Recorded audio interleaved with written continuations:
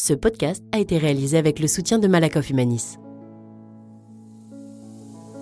Bonjour, je suis Mickey Mahut. Bienvenue dans ce deuxième épisode du Petit Chasseur de Fantômes. Je suis toujours avec Mathias au chapiteau Turbulence, à Paris. Les Turbulents y exercent plusieurs métiers avec comme finalité la production de spectacles. Quand j'étais petit, je rêvais d'être informaticien. Et ça, c'est mon métier depuis toujours au sein des chapiteaux. Je suis arrivé au chapiteau, en 2009, à l'âge de 23 ans. Là, ici, tu es payé ? Oui, je gagne 600 €.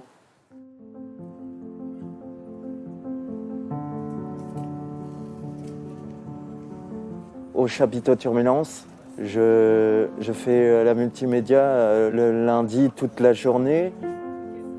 Je suis en train de faire du détourage. Et pourquoi ? Pour la plaquette Turbulence. Et ça demande de la concentration et de la précision avec le lasso polygonal. Le mardi matin, je fais le théâtre à la Mission Bretonne. Attends, tu vas dire que le chien, t'as cru qu'il était fou, c'est ça ? Il était complètement fou, oui. Mais c'est pas les chiens qui s'en foutent, c'est les vaches. Le vendredi matin, je suis en maison des écrivains. Mathias, pour toi, c'est quoi la poésie ? Eh ben, tu inventes un truc, tu l'écris, tu t'inspires, et ensuite tu la lis devant tout le monde. Sinon, à part la multimédia, je m'occupe de la billetterie pour les spectacles, parce que l'ESAT Turbulence, c'est un ESAT artistique qui organise des spectacles. ESAT, pour Établissement et Services d'aide par le travail. L'un des nombreux termes qu'un parent d'enfant avec autisme apprend à manier.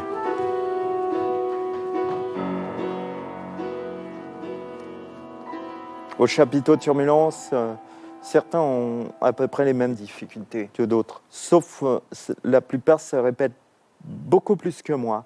Moi, je me répète moins. Tous les Turbulents travaillent et participent aux activités. Chacun fait selon ses capacités et ses envies. Couture, musique, théâtre, informatique, écriture et même cuisine. Comme Anis. Je m'entends très bien avec Anis. Par contre, il a des problèmes pour s'exprimer. Dans la cuisine de Turbulence, Anis travaille avec Pierre, le chef cuisinier. Et après, tu mets ça dans une casserole. Donc, tu fais la même chose, les salsifis par-dessus. Pâté. Non, vas-y, tu mélanges avec le chou-fleur Anis. Non, au niveau de la communication, c'est assez simple. En fait, on communique surtout par le regard. Mais en termes de discussion, là, c'est plus compliqué. Mais il voit tout, il regarde tout. C'est assez impressionnant. Anis, c'est quoi que tu préfères cuisiner ? La purée. La purée ?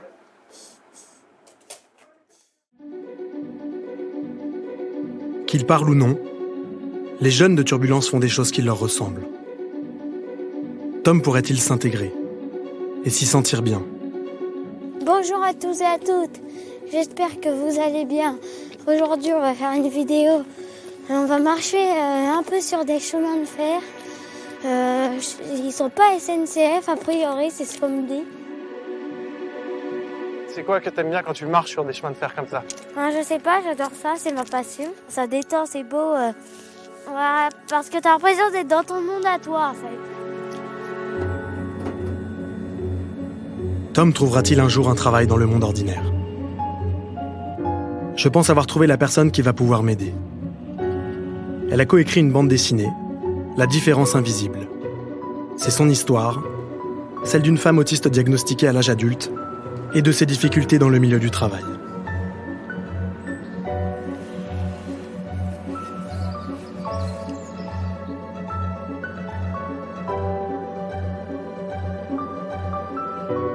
Julie est chercheuse.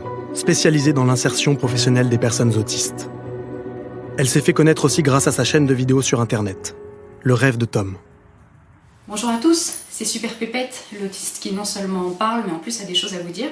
Donc là je pense qu'il est essentiel de préciser d'entrée de jeu que l'autisme est un spectre, on parle bien de spectre autistique avec des milliers de nuances, qu'une personne autiste ne ressemblera jamais à une autre personne autiste. Il y a quasiment une forme d'autisme par personne autiste. L'objectif, c'était déjà pour les personnes autistes, qu'elles puissent se dire « Ah mais c'est super, enfin je peux lire les écrits ou regarder la vidéo de quelqu'un comme moi et ce que cette personne dit, ça me parle et donc je me sens moins seule, etc. » Et ça, je pense que c'est très important parce qu'on est une communauté assez éclatée. L'objectif, c'était aussi de parler aux non-autistes pour qu'ils comprennent un petit peu mieux comment on fonctionne et donc plutôt que de nous considérer comme des personnes vraiment bizarres, etc., qui comprennent que chacun a son mode de fonctionnement et qu'ils apprennent aussi à faire avec. Dans cette vidéo, nous allons voir comment a émergé le mouvement social pour les droits des personnes autistes aux États-Unis. Alors, c'est parti. Je reçois souvent cette remarque de « Oh là là, mais ça se voit pas, on dirait pas que tu es autiste ». Est-ce qu'il y a le don de m'exaspérer ? En fait, ce que ça veut dire quand les gens me disent ça, c'est « Oh là là, mais en fait, tu corresponds pas du tout à l'image que je me fais de ce que devrait être une personne autiste ». Parce qu'il y a des personnes autistes chez qui ça se voit plus que d'autres. Mais moi, si on vit avec moi pendant 24-48 heures, on va très vite le voir en fait. On va très vite voir que ma vie, elle est quand même assez pauvre. C'est-à-dire que j'alterne entre les moments où je travaille, les moments où je récupère dans le canapé sans pouvoir rien faire et je vais peut-être promener mes chiens au parc et c'est tout et ça se limite à ça. Depuis 10 ans, mon intérêt spécifique, c'est quand même l'autisme. Mais je ne m'intéresse pas vraiment à l'autisme d'un point de vue clinique, c'est-à-dire symptômes, traitements, etc. Au contraire, je m'intéresse plutôt à l'autisme d'un point de vue social, donc en m'intéressant aux discriminations, etc., au fait qu'on fait partie d'une communauté opprimée, de mon point de vue, voilà. Je vais pouvoir compter sur Julie pour trouver des réponses à mes questions. Elle me confirme aussi que la France a beaucoup de retard. On n'a pas de données fiables en France sur le taux d'emploi des personnes autistes. Ce qui déjà en soi veut dire beaucoup. Je rigole, mais c'est vraiment nerveux parce que je trouve que c'est honteux. Et on considère aussi assez facilement la personne, et particulièrement la personne autiste, comme une somme de déficits auxquels il faudrait pallier, plutôt que de considérer que cette personne elle a des forces sur lesquelles on pourrait capitaliser.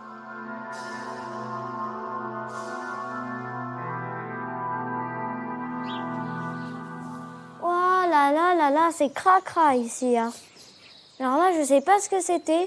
Peut-être une salle de spiritisme. En fait, j'en sais rien. J'arrive pas à savoir ce qu'il y avait vraiment dans ces petits endroits.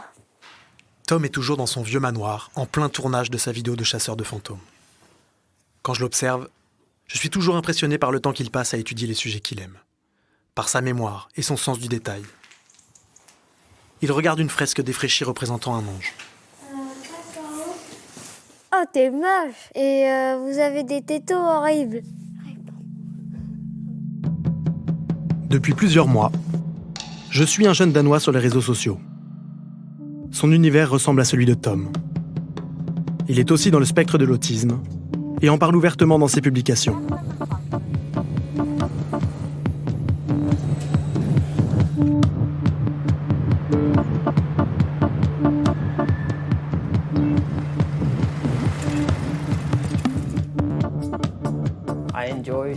J'aime photographier des lieux abandonnés. Ce sont toujours des lieux différents de ceux que je fréquente en tant que touriste. Ce sont des lieux où personne d'autre ne va. C'est l'aventure. Il passe aussi beaucoup de temps à photographier les avions.